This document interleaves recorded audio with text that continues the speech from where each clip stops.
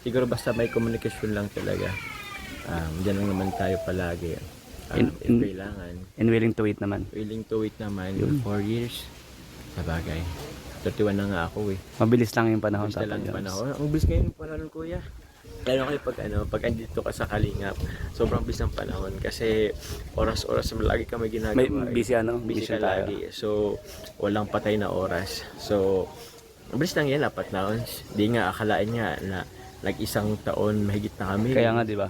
Ang dali lang ng panahon. So, yun lang siguro. And also, yun, patatag lang siya. O, may nakita nga akong post na yung madali siyang masaktan sa mga nababasa niya.